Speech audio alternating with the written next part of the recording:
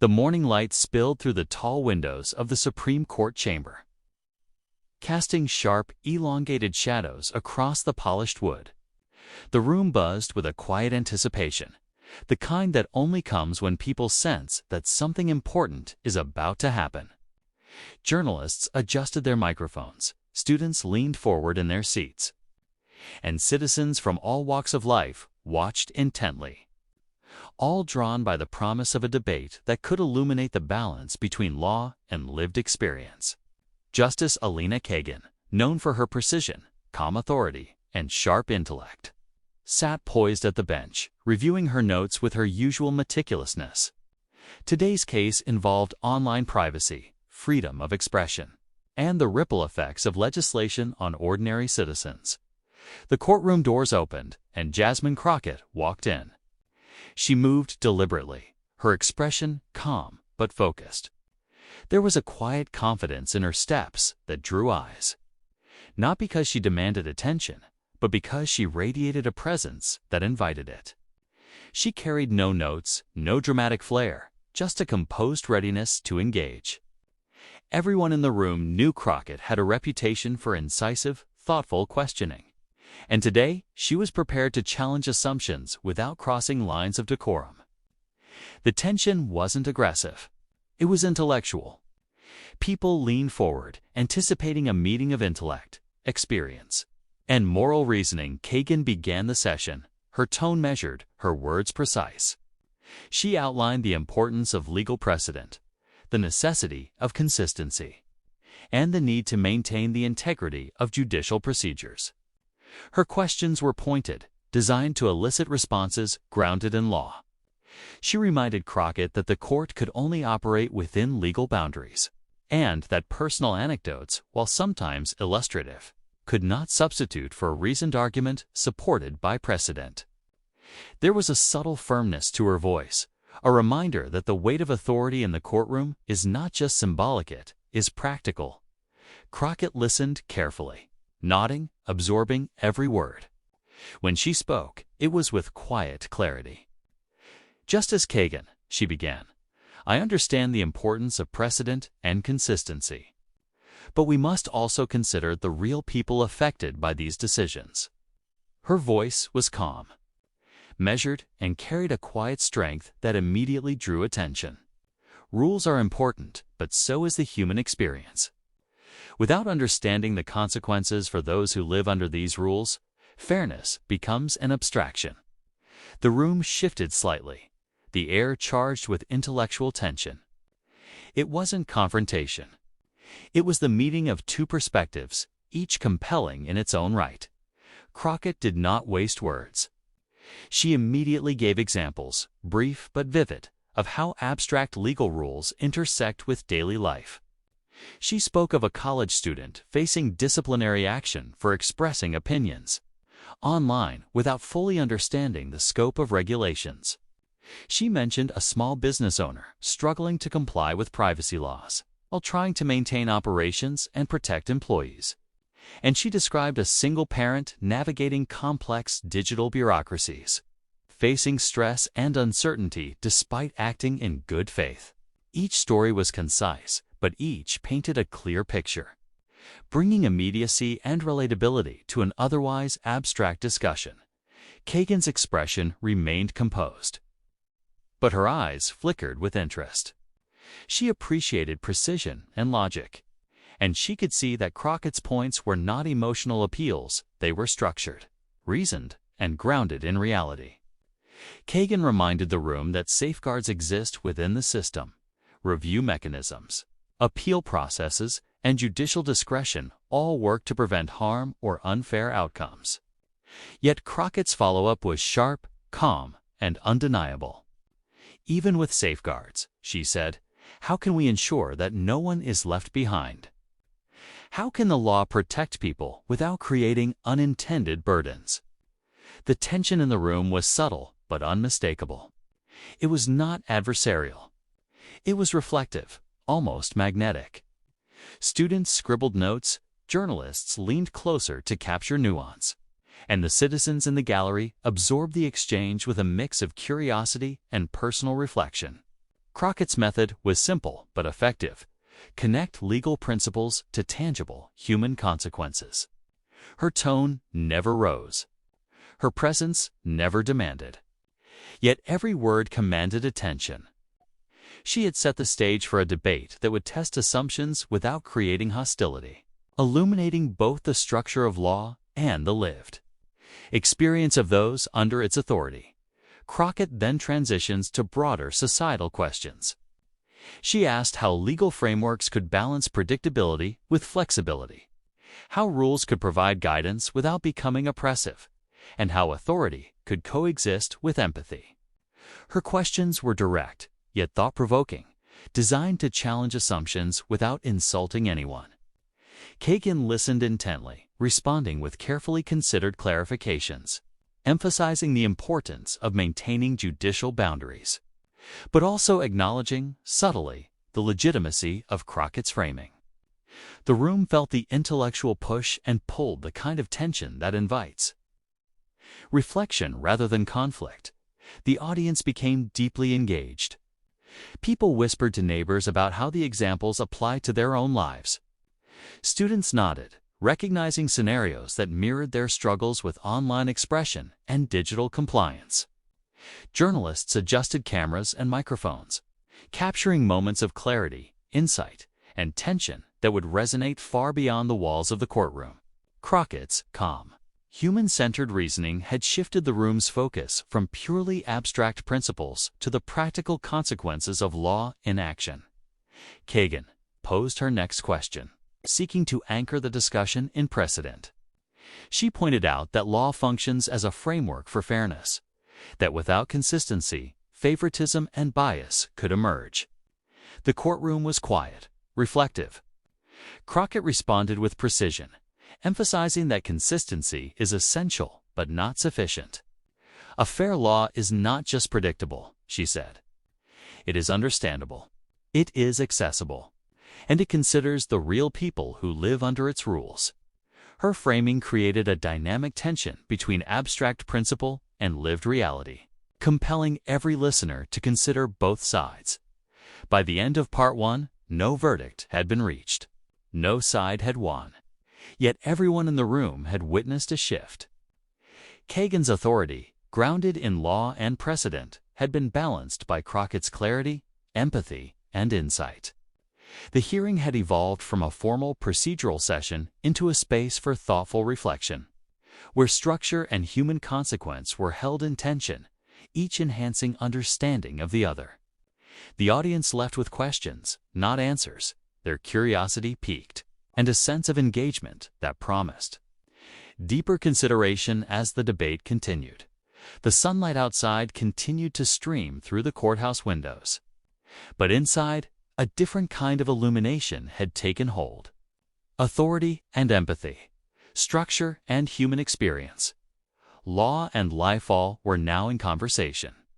And everyone in the room knew that Jasmine Crockett would not be intimidated, that she would continue to challenge assumptions respectfully, thoughtfully, and effectively. Part 1 had set the stage, and the tension, anticipation, and intellectual engagement promised that the hearing was far from over. The courtroom had settled into a rhythm. Yet the tension lingered like a current under the polished wood of the benches. Justice Elena Kagan, poised and composed, leaned slightly forward, her gaze attentive. She had already realized that Jasmine Crockett was not easily intimidated, and the dynamic had shifted from simple legal procedure to a nuanced, thought-provoking dialogue. Crockett's calm, deliberate presence contrasted with Kagan's authoritative tone, creating a balance that drew in every observer, from students to seasoned journalists. This was no longer about abstract legal rules alone. It was about how those rules intersected with the complexities of everyday life. Kagan began by emphasizing the necessity of precedent and consistency. "Our system is designed to function predictably," she said, her voice clear and measured. "Without established rules, fairness risks becoming arbitrary. We cannot evaluate each case solely by individual circumstance, for doing so would create chaos." Her reasoning was firm, logical, and rooted in decades of judicial practice. She outlined mechanisms in place to protect citizens, review processes, appeals, and discretionary powers within the court. These safeguards, she argued, were designed to prevent unfair outcomes while maintaining structural integrity. Crockett responded without hesitation, her tone calm yet insistent. "Justice Kagan," she began, "predictability is essential. But so is understanding the real-world impact of these rules. A system that is technically consistent may still leave people struggling in ways that the law itself cannot foresee." She offered new examples to illustrate her point, connecting abstract principles to tangible consequences. A student had faced disciplinary action for an online post that, while technically violating a broad rule, had no harmful intent. The action left them anxious, stigmatized among peers, and unsure how to navigate digital spaces safely. Crockett's storytelling brought the abstract principle of fairness into sharp human focus. She moved seamlessly to the second example, a small business owner trying to follow digital privacy regulations. Despite careful attention, they unintentionally failed to meet one technical requirement, resulting in fines that disrupted payroll and delayed service delivery. Employees faced uncertainty, customers experienced inconvenience, and the owner grappled with the stress of compliance. Crockett painted the scenario concisely but vividly, illustrating how rigid rules, when applied without flexibility, could ripple across communities. Her words invited the audience to see beyond legal text, emphasizing the human stakes of procedural enforcement. The courtroom responded subtly. Kagan's expression remained composed, yet there was a flicker of recognition that Crockett's examples carried weight. She acknowledged the scenarios, highlighting that the court's review systems were intended to catch such challenges. Appeals, judicial discretion, and context-based evaluation existed precisely to mitigate unintended consequences. Yet Crockett's follow-up question was pointed, even with these mechanisms. How do we ensure that those who cannot navigate complex legal processes are not left behind? How do we make fairness accessible to everyone, not just those familiar with the system? The question hung in the air, urging the audience to consider the limitations of a purely procedural approach. Crockett then shifted focus slightly, moving from individual cases to societal patterns.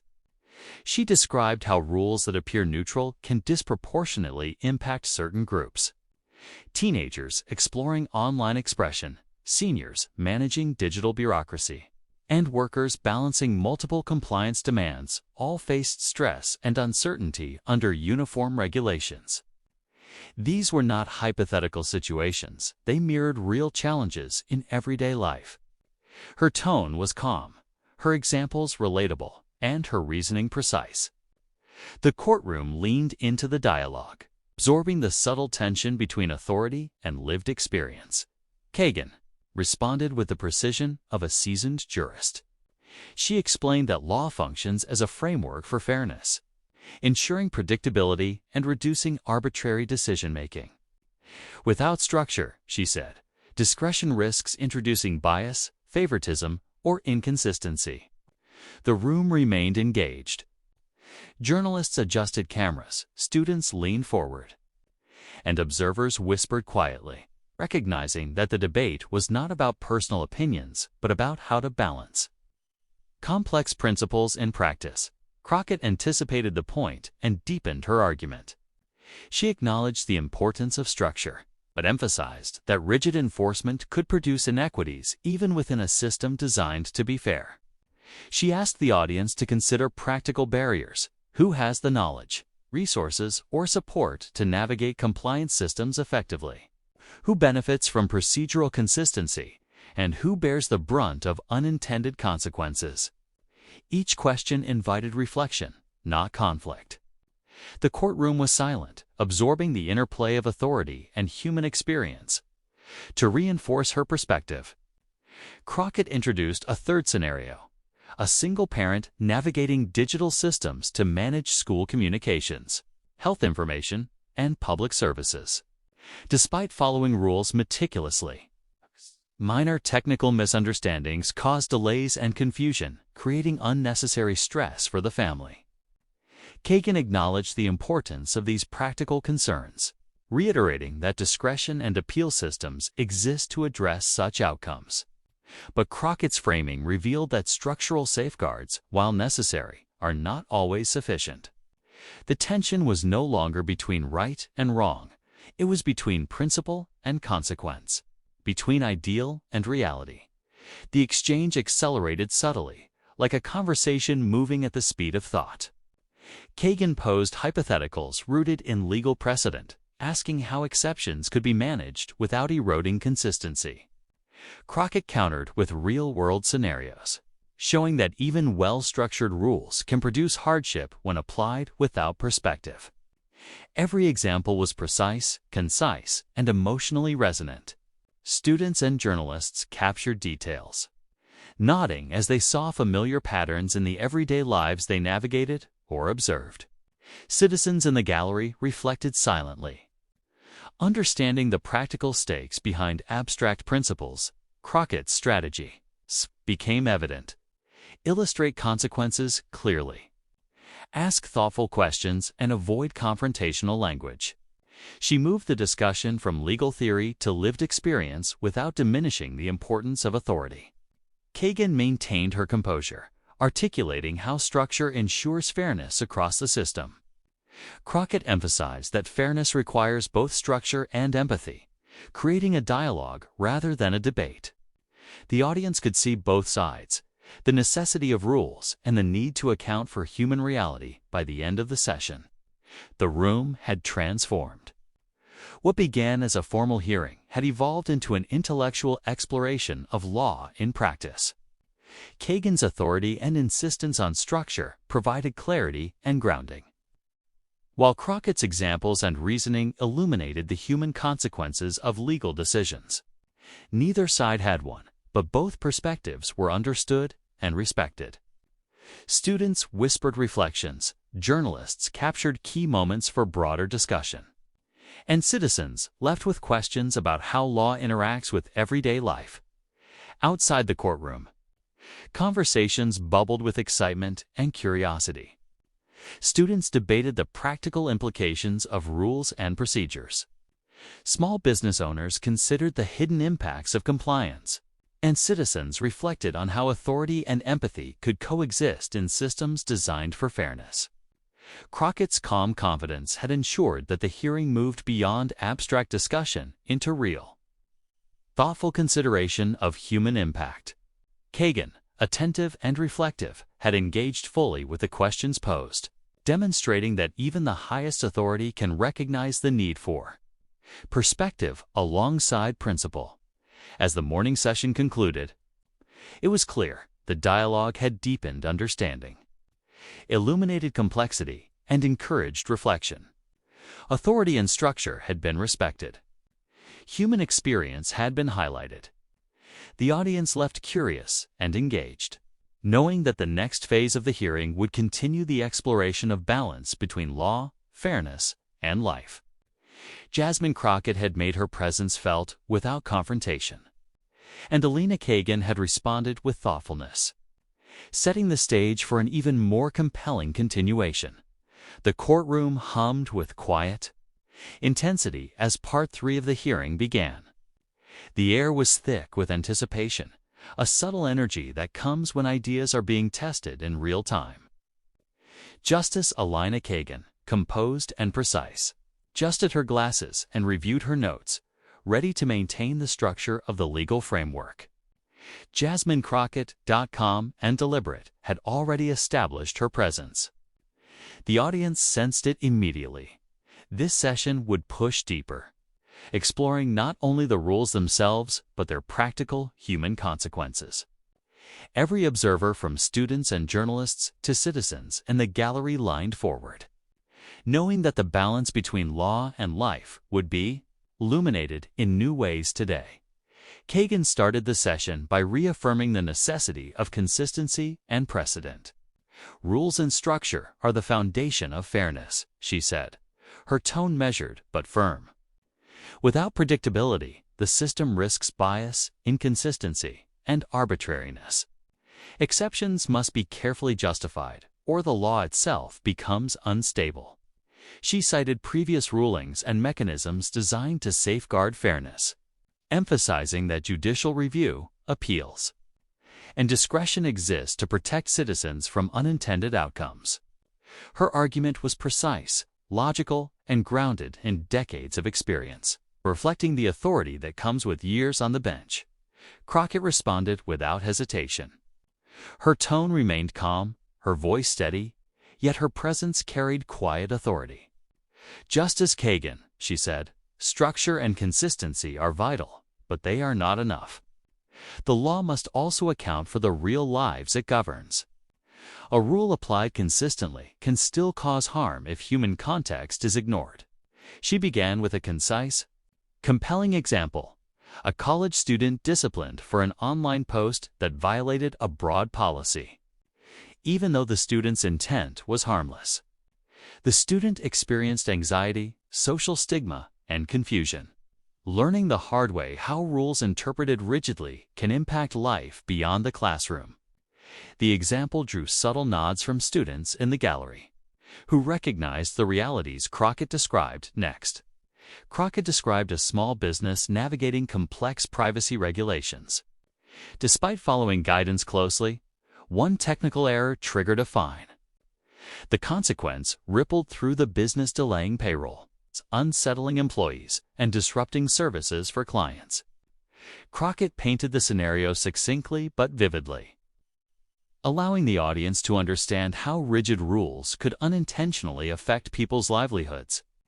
Kagan listened attentively, her expression neutral but engaged.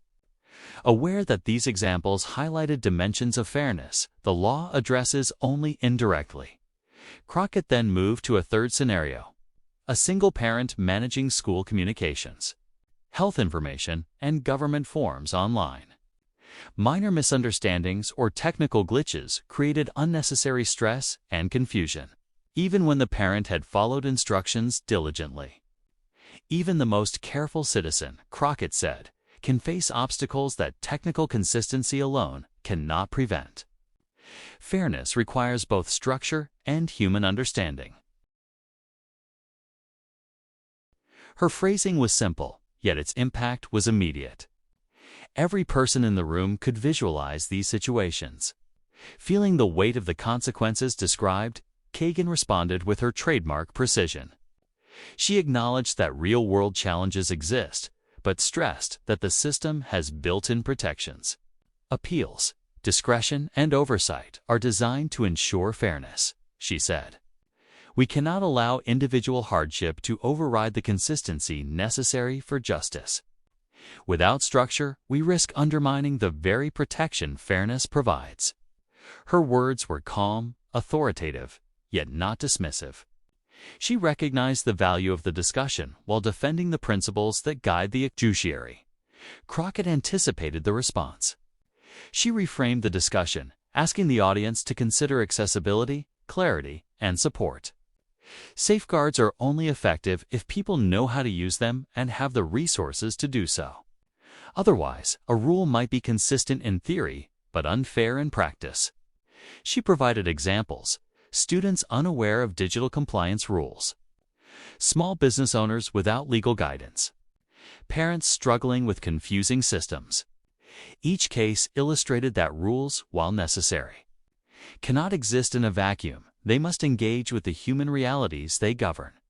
The tension in the courtroom grew, not from conflict, but from a compelling push and pull between principle and consequence. Kagan emphasized authority, predictability, and impartiality. Crockett emphasized perspective, empathy, and practical impact. Neither shouted. Neither interrupted aggressively. Yet the audience was captivated.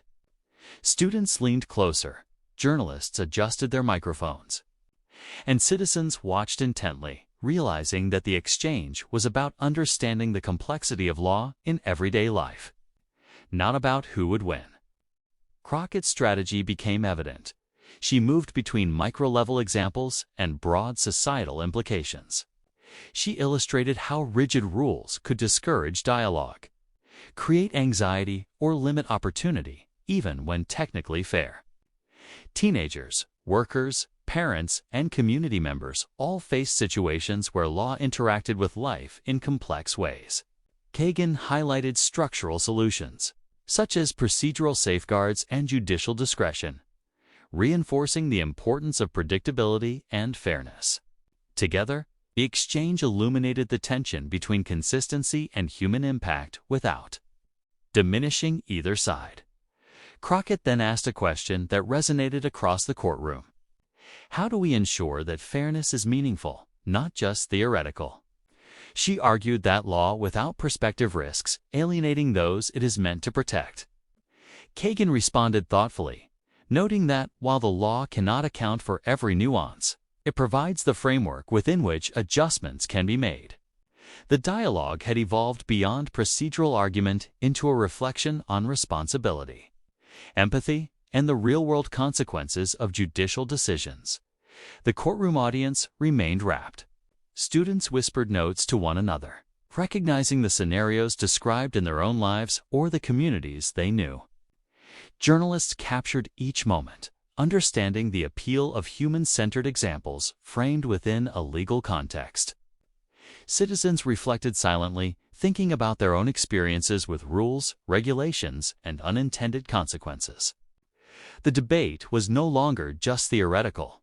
It was relatable, practical, and intellectually engaging. Crockett's examples emphasized ripple effects, how a minor technical violation could affect a student's future, a business's stability, or a family's well-being. She asked the audience to consider how systems could retain consistency while remaining accessible, clear, and supportive. Kagan reiterated that structure, precedent, and oversight are essential to prevent bias and favoritism. The balance was delicate, but both perspectives were compelling. By highlighting human consequences alongside procedural safeguards, Crockett ensured that the conversation included the voices of those affected by legal decisions. By the end of Part 3, the courtroom had transformed. What began as a formal procedural session had become an exploration of fairness in practice. Kagan's authority remained central. Crockett's perspective illuminated the lived reality behind the rules. The audience left the session reflective and engaged, having witnessed a model of intelligent, respectful debate. Both principle structure and empathy were present, balanced, and thought-provoking.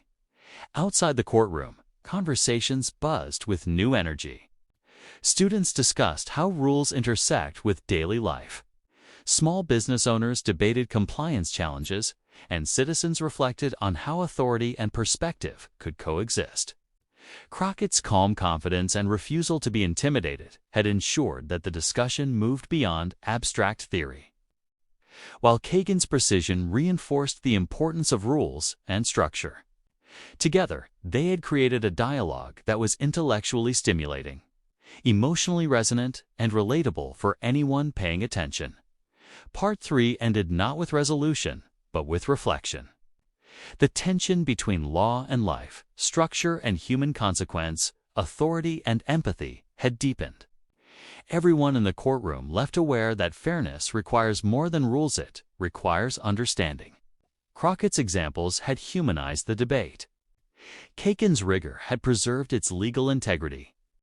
The hearing was far from over, but the foundation had been laid for a concluding phase that promised to reconcile principle with perspective in a thoughtful, engaging way. The courtroom was quieter than usual as Part 4 of the hearing began, but the energy was unmistakable.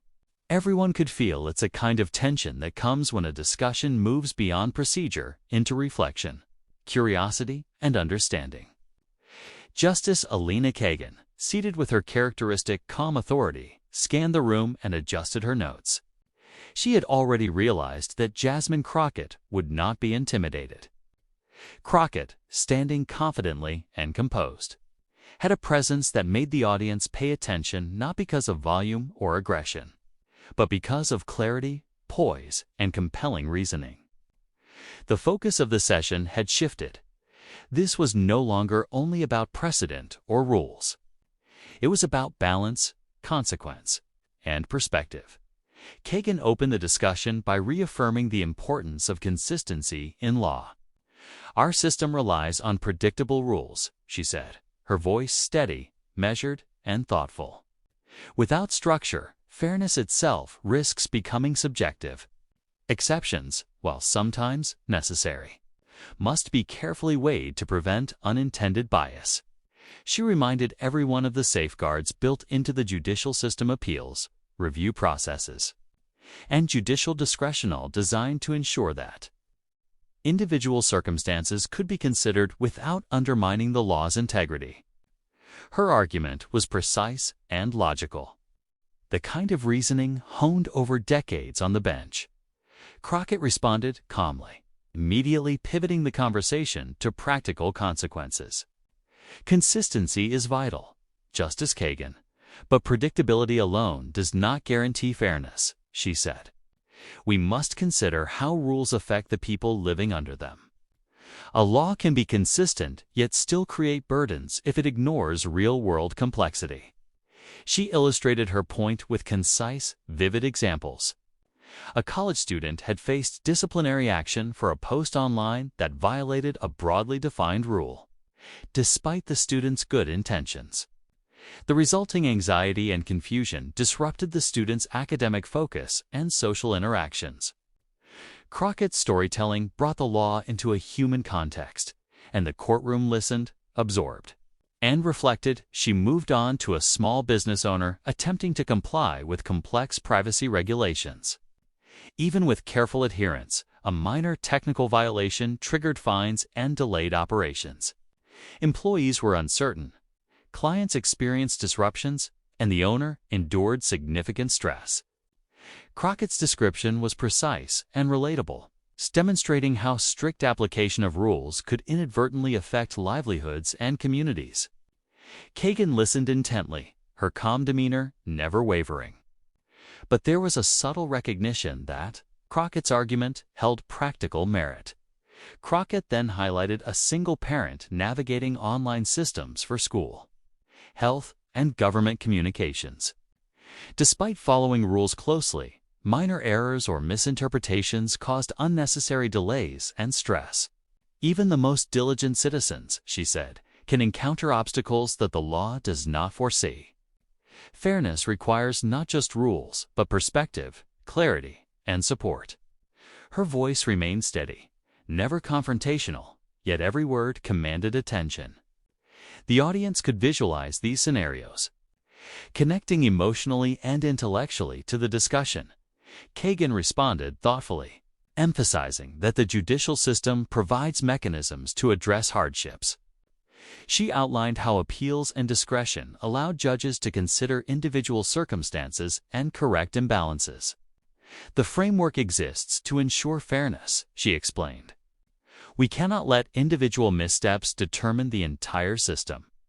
Without structure, justice becomes unpredictable and unreliable."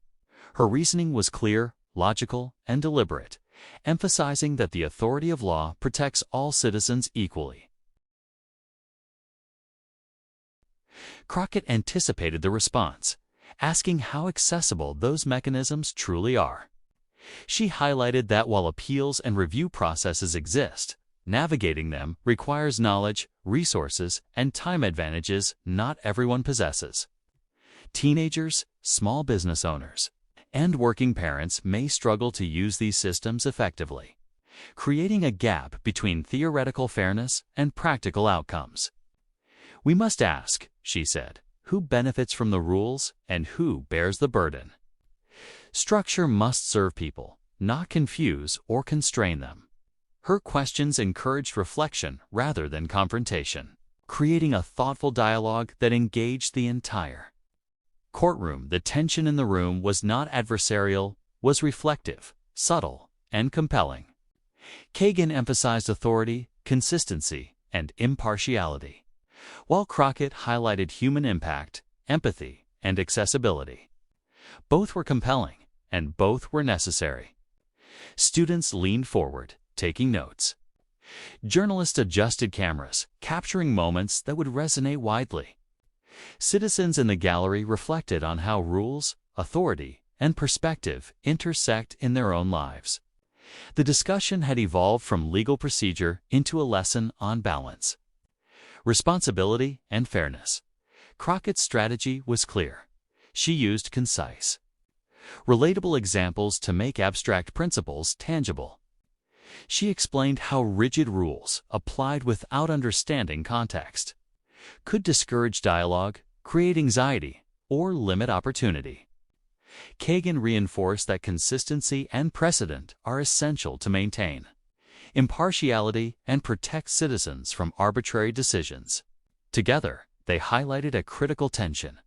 Law must be structured, but it must also be human-centered to serve its purpose effectively. The discussion intensified as Crockett asked how the law could remain predictable while accommodating the complexities of modern life. She pointed out that digital systems, online expression, and rapidly evolving social norms create challenges that purely procedural approaches may not fully address. Kagan acknowledged these points, noting that while no system is perfect, a framework allows for evaluation, interpretation, and adjustment. The exchange was not about winning. It was about understanding, reflection, and the interplay between rules and human reality by the end of the hearing. The courtroom was quiet, but the impact of the discussion lingered. Kagan had defended structure, authority, and fairness with precision. Crockett had highlighted the importance of human experience, practical consequences, and empathy. Neither side had won in a traditional sense, but the dialogue had enriched everyone present. The audience left engaged, curious, and thoughtful, having witnessed a model of intelligent, respectful, and meaningful debate. Outside the courtroom, conversations were animated yet reflective. Students debated scenarios affecting their own digital lives. Small business owners considered how compliance might impact employees and clients. And citizens reflected on how authority and empathy could coexist in systems designed for fairness. Crockett's calm confidence and refusal to be intimidated had ensured that practical consequences were considered alongside rules. Kagan's measured authority reinforced that structure remains vital. Together, they had demonstrated how dialogue can illuminate complexity, encourage reflection, and model intellectual engagement. The hearing concluded, but its lessons endured. Authority and structure were respected. Human experience was illuminated. Students, journalists, and citizens left thinking critically about the balance between rules and consequences, predictability and empathy, authority and perspective. Crockett had shown that one can challenge assumptions without aggression. Kagan had shown that authority can recognize insight without compromising principles. The tension in the courtroom had not been a sign of conflict, but a sign of engagement, reflection, and understanding in the final moments. Crockett summarized her position. Laws exist to provide guidance, stability, and fairness, but they must interact with the human realities they govern. Kagan affirmed that consistency and structure remain essential, and that safeguards allow for consideration of individual circumstances. Both perspectives were necessary, and both had been respected. The audience left not with answers, but with awareness aware of the delicate balance between principle and consequence, structure and empathy, authority and life. The story of Crockett and Kagan became a lesson in modern governance. Authority is vital, yet perspective is essential. Structure provides stability, yet understanding ensures fairness. Their dialogue demonstrated that rules and empathy, law and human experience, can coexist when approached with clarity, intelligence, and respect. And for everyone present, the hearing served as a reminder that thoughtful, respectful debate can illuminate the complexities of life in ways that rigid rules alone never could.